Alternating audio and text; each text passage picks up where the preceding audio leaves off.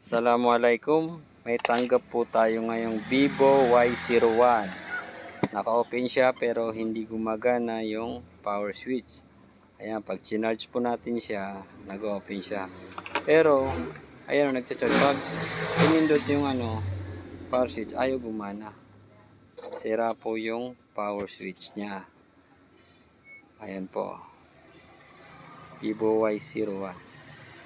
Bale, una po natin gagawin dito ay bubuksan po natin siya. Siyempre, tatanggalin muna natin yung SIM slot.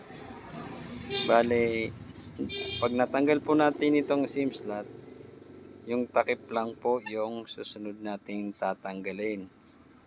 Hindi na po kailangan dito ng pambukas na screw, twisher. Hindi po. Ito lang pong takip ang tatanggalin natin.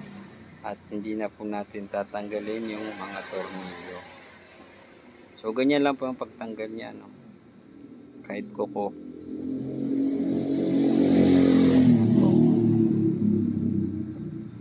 Ayun, pagkatanggal po ng takip, ayun, makikita na po yung power switch sa gilid. Ayan po siya, sira na nga yung power switch. Bale, cutter ang gagamitin kong pagtanggal, dun lang muna sa power switch. Kailangan po maingat tayo sa pagtanggal. Kung gagamitin mo power switch, kung cutter ang pagtatanggal mo, kailangan po maingat kasi minsan natatanggal yung linya, yung pinakahintag niya. Ayan po. Bale ngayon, ang ginagamit ko kasi cutter, pag natanggal ko dun sa kabila, dalawang linya lang po kasi yan eh. Ngayon, pag natanggal ko lang po dun sa kabila, tsaka ako po siya hihinangin. Bale, ayan po. Natanggal ko na siya ng cutter. Ayun.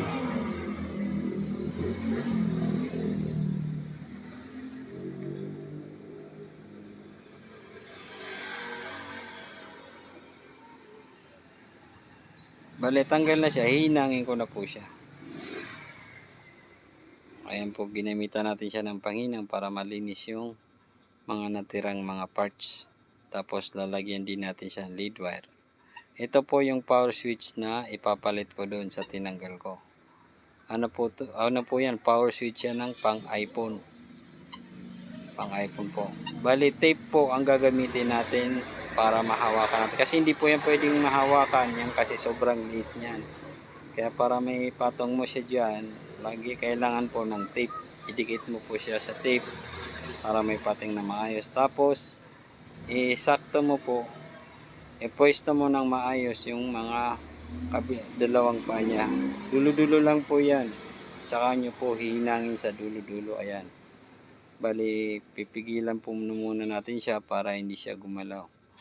Tapos tsaka natin siya hihinangan. Ayan ho. Tapos doon naman sa kabila.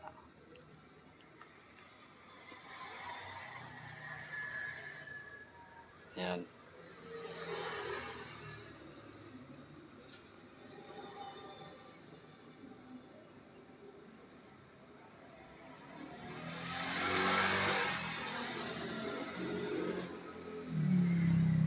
Ayan na po.